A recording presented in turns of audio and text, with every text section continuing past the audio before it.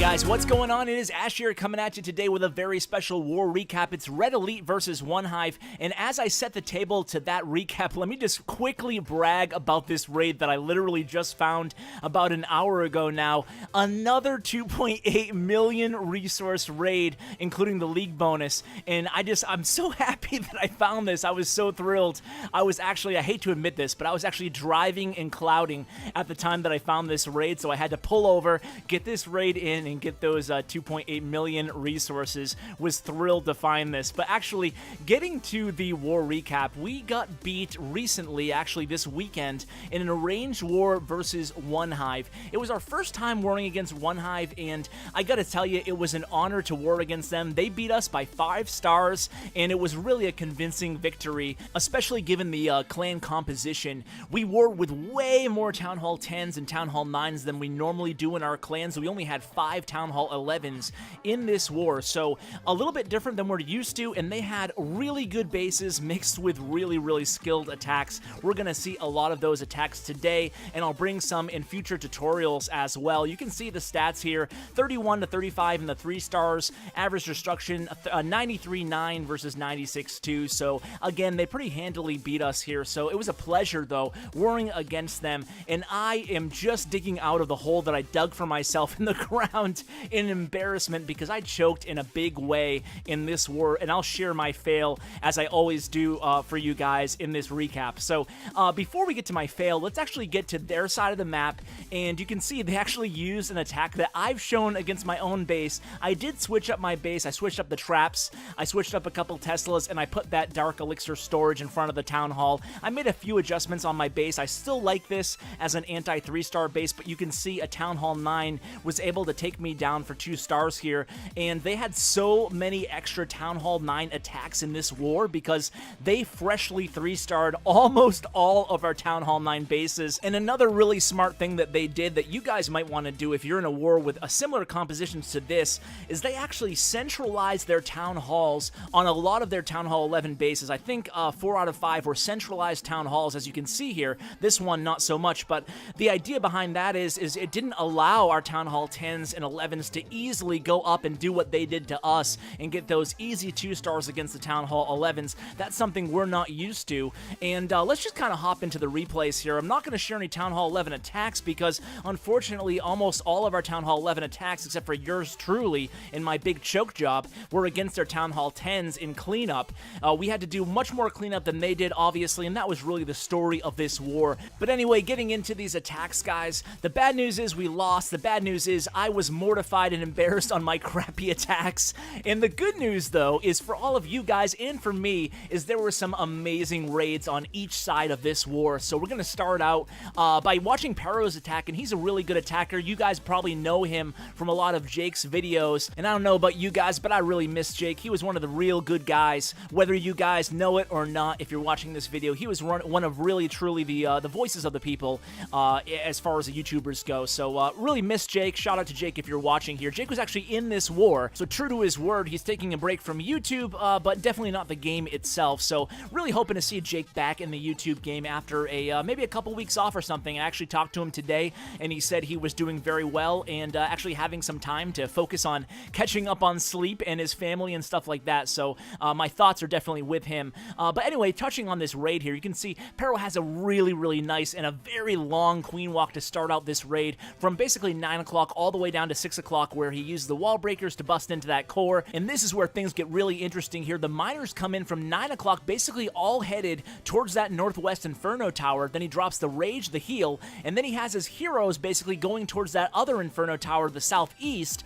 And basically that's what you want to look at. A really interesting way to tackle this base by Pero. You can see that what he did was basically is he accounted for both of the Inferno Towers. And you know, with any miner attack, especially at Town Hall 10, when there's a smaller margin for error in terms of your miner DPS and health, you really need to account for both of those Inferno Towers. And what a cool way Pero did by attacking this base, basically planning his kill squad for the southern Inferno Tower, and then after that Queen Walk had really set the table for a nice funnel for those remaining miners to hit that northwest Inferno Tower, and then from there, basically the miners just work in a clockwise formation. He made it look really easy, that 3-star. Very nice attack there. Was really impressed with that one. It was tough seeing these attacks live, guys, because every single one of these was full of spectators. And that's one thing from Clash Royale that I really wish we had in Clash of Clans. In Royale, you can watch a match, you can have over 1,000 people watching a match live. In Clash of Clans, it'd be really cool if they bumped that number up to 100. That way, everybody could feasibly, or to, I guess, 98. That way, everybody could feasibly watch an attack if they wanted to live. Anyway, moving on to the next raid here. Again, starting with a Queen Walk. I'll tell you one thing about OneHive is at Town Hall 10, a lot of their attackers seem to use this strategy, starting out with a Queen Walk, going into a nice minor attack focused on one of the Inferno Towers. So if you kind of break it down, it's a lot like Pero's attack. Of course, the Queen Walk was a bit shorter in this attack, but still, he's going to funnel his troops into that Inferno Tower compartment, at the same time creating a nice funnel for those miners. And you know what, guys? This is the part of the video where I start eating a little bit of crow here, because let's be honest, you know what you guys are watching right now? It's a two-phase attack, and it's a pretty technical attack. Look at it. The first phase is a golem, followed by some bowlers in the clan castle, and they has clear objectives. They're taking out the enemy queen, they're clearing out the clan castle, and they're taking down one of the Inferno Towers. And see all those miners coming in from the northwest? Well, those are the second phase. Those are basically the same type of role as back-end hogs would be in what we'd consider a two-phase attack at Town Hall 9. And it's just at Town Hall 10, and it's different troops, but hey, it's the same basic idea. So you know what? I think I kind of need to man up here. I've been on Supercell's back a lot about these spammy attacks, and maybe I was wrong, guys. I'm going to take a step back and reevaluate. Not just because of this raid or any of the raids I'm going to show you guys today or this war, but the more and more I think about it, the more and more I do think that base design is going to catch up a bit. I do want to touch on clan castles and a lot of base design tips when we get to the other side of the this clan war on our attacks.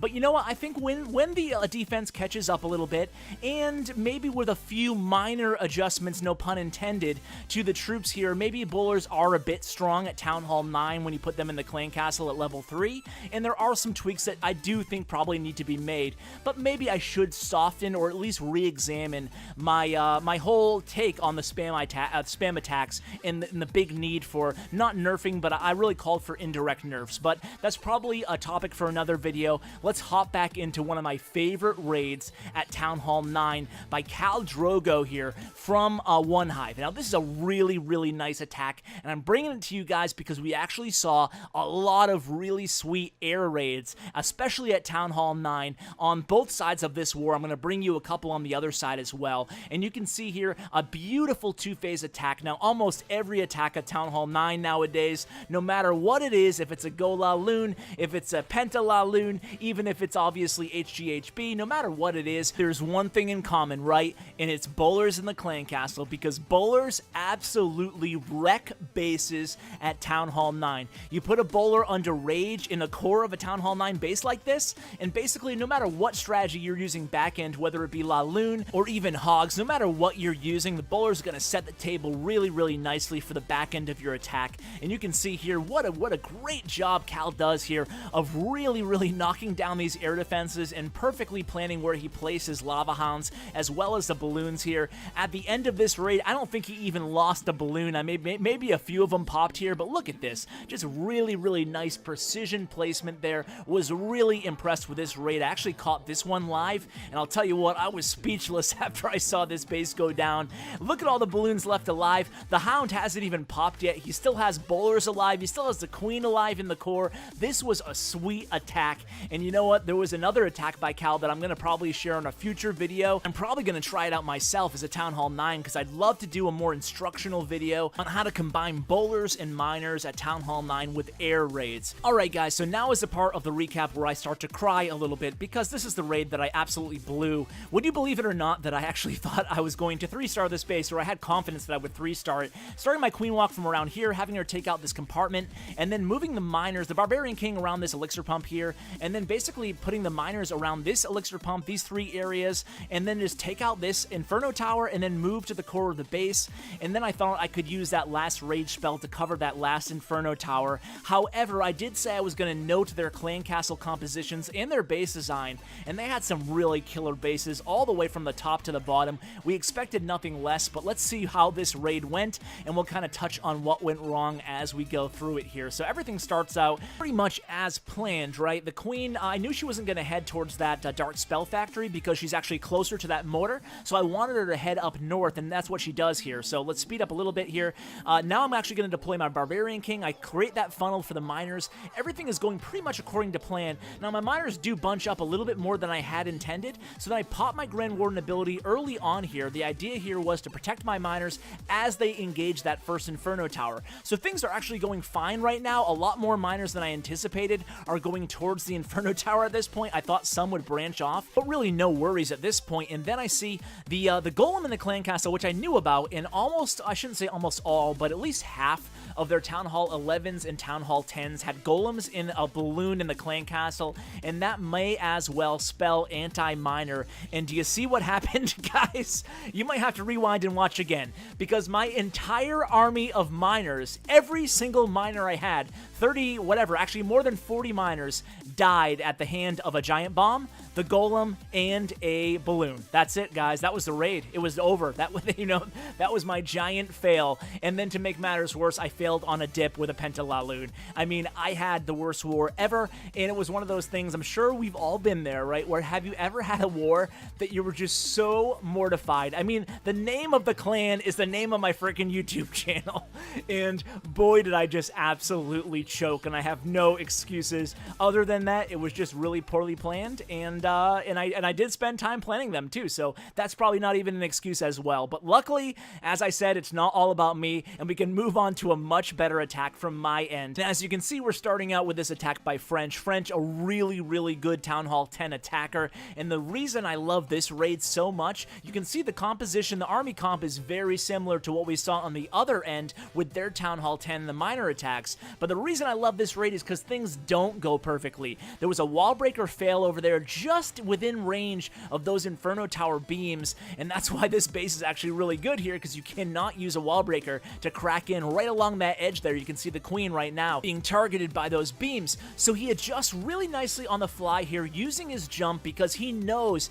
that it's absolutely crucial that his queen gets into that compartment and takes down that Inferno Tower. Not only did he use the jump there, but he popped that Iron Fist ability on the Barbarian King a little bit earlier than he intended to, because he knew he had to create the funnel for the queen to go into that compartment, take down that Inferno Tower. And again, it's one of those two-phase objective type raids. He takes down that Inferno Tower, takes down the Clan Castle, using the queen in the beginning portion of the raid, using those bowlers. The queen's actually going to die because, as you can see, the healers move off the queen onto those bowlers, but luckily the bowlers are able to finish off this kind of Tesla farm right in the middle of the center of the base here. And the miners now, it's going to be basically the miners' job to take out the rest of the entire base. Check this out right here, guys. I'm going to zoom in. You can see all the miners getting held up on those skeleton traps, and then a double giant bomb, and then a triple giant bomb. But luckily, French was able to pre-place that heal spell and that rage spell, make sure he keeps at least some of those miners alive, and then a few that went around are able to merge with the remaining miners from the survival of that absolute bloodbath in that little compartment there. That was a tough compartment. You had the skeleton trap, you had 3 giant bombs, and you had the Inferno Tower, but luckily these miners were able to make it out alive miraculously. Pulls off the really nice 3-star here. I saw this one live too, and I was partying, man. French is such a good attacker, so way to go, French, with that attack. Let's go ahead and move on to the Town Hall 9 attacks, because there were a lot of good Town Hall 9 attacks as well on our end, starting with this one, which may have gotten my vote for the coolest raid of the entire war, HPHB by Devin here. And I've seen it before, but I haven't seen it live in Clan War, and I'll be honest, I was a little surprised when I saw the army, when I caught this raid live, seeing the P.E.K.K.A.s instead of the Giants basically in the same type of role. So here come the P.E.K.K.A.s, and things start out a little bit shaky in the very beginning here. You can see the Teslas, which is really the worst thing you want to see at the beginning of a P.E.K.K.A. raid, but luckily Daven kind of stays the course here, unleashes the bowlers. The funnel has been created luckily, so all the troops do funnel nicely into that first compartment there. Uses the rage spell on the outside of the wall too, really allowing those P.E.K.K.A.s to get through that wall, start engaging that queen instead of letting her sit there firing at them while the Teslas are also doing that 4 times damage to them. So at this point here, using the second rage spell, getting them through into that next compartment, into the core of the base. You can see the rest of the 2 Teslas have appeared at this point. He tries to take them out with a couple wizards, however, they fail. Instead, he adds some hogs. The hogs take out that motor as well as both of the Teslas there, and he's still sitting on 6 hogs, which are actually going to be the MVPs,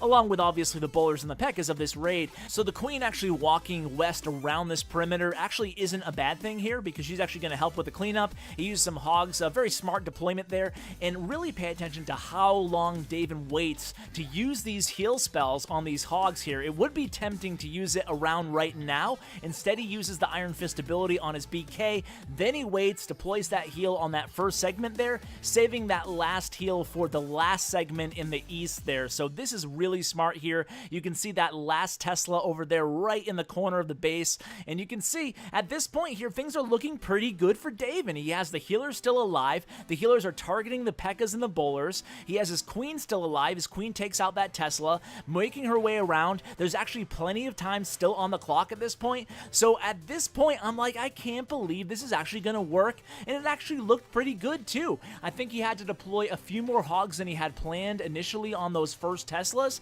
but other than that, the raid actually worked out really, really well here for Daven. Certainly a fun raid to try out for you guys too if you're looking for an alternative to HGHB. I'll probably use this type of a raid in another tutorial type video in the future as well. So moving right along here, guys, this is a really cool attack here by Kuso Dealer. He's actually going to use a really surgical type deployment on these hogs to really pick apart this base. So this is another one of my favorite raids of the entire war. So let's kind of check things out, see how he tackles this base. You can see obviously he starts out with some sniping here, an archer and a minion, and then he's going to deploy his first group of hogs near that hidden Tesla over there. And what these hogs are going to do, only 4 or 5 hogs, and he takes out this entire little compartment here, which is obviously one of the most defensively dense compartments of the entire base. Now there are 2 giant bombs on top of to the northwest of that town hall as well, so he knows he has to take out his compartments to basically cut off that hog lane. That way those giant bombs don't come back to bite him later on in the raid. So at this point, the hogs are nearing the end of their objective in this raid. Basically, they've taken out that little compartment there. They've also triggered that hound out of the clan castle, and that archer that started sniping to begin this raid is going to act as an anchor to lure that lava hound all the way up to the north, and then he's going to use the queen to take down this lava hound. Now, obviously, time isn't really a huge issue in this raid because the hogs make such quick work of this base, especially when you're bringing 30 hogs. So as his queen finishes up with these pups here, he deploys his golem, he deploys his second poison spell on the enemy queen, trying to slow her down from eating away at that golem's hit points, and then he uses the wall breakers to sneak in there as the golem was distracting that wizard tower. So at this point here, he deploys the rest of his wizards, 7 wizards. He deploys a final hog to take down that mortar that the other hogs didn't finish, and at this point, the entire basically northern hemisphere or the northeastern hemisphere of the base is already down. And like I said, those 2 giant bombs to the northwest of that town hall won't be an issue at this point in the raid. So now as the queen and the wizards are still at full health, kind of make their way around the base, basically on cleanup duty from here on out, he deploys his king to take some pressure off the hogs, take some of that defensive attention, especially from this wizard tower as they get closer to this compartment. Then he drops his last heal spell on this other crucial area of the base, defensively speaking, and then basically he has plenty of hogs left at this point. He has the heal to heal them up off that final giant bomb, and then from here on out, it's going to be a cakewalk. Very nice surgical attack here by Kuso on this base. I really love the way he tackled this base design, basically accounting for every single compartment in the base with a specific game plan. So that was a really, really beautiful example of a surgical hog attack. Now let's go ahead and end this recap with this raid here by Dark Knight. She is a great air raider, and this was a great air attack. You can see here, it's going to be interesting because she starts off this raid by breaking a hole here from the south, and I think she wanted to take out that air defense that's kind of close to this compartment, but things don't go necessarily as she planned, but she's able to recover and basically take down all 4 air defenses just using the air portion of this raid. Usually, if you can't take down at least 1 air defense, it's going to be pretty difficult to pull off a 3-star using La Lune, but you can see here she's actually able to recover very nicely. You can see that had the queen actually went into that compartment with the king, she would have obviously targeted and taken down that 1 air defense.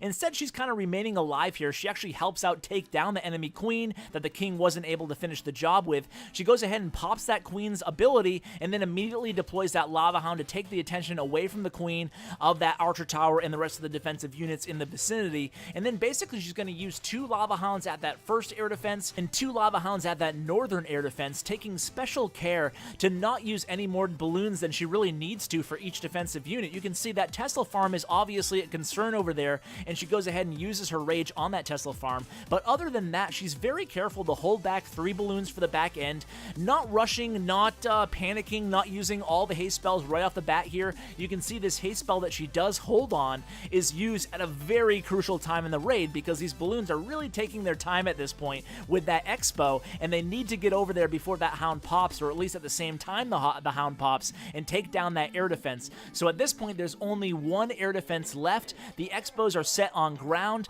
The balloons are making quick work of the remaining defensive units. They're actually going to fall short of taking down this air defense here. All those air-seeking mines right near that air defense. But the queen is still alive, along with a handful of pups, and she held back on 3 wizards. So the wizards and the pups combine, along with the archer queen, to pull off this 3-star attack.